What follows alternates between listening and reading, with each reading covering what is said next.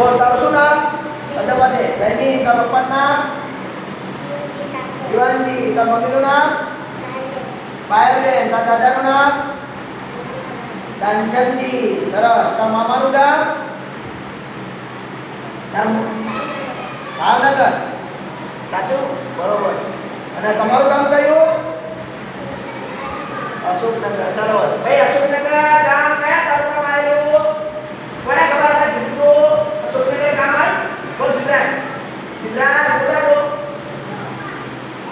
કયા તાલુકામાં આવ્યું અશોકનગર? દેત્રોજ. કયા તાલુકામાં? હા, આટલું આપણે યાદ રાખવાનું.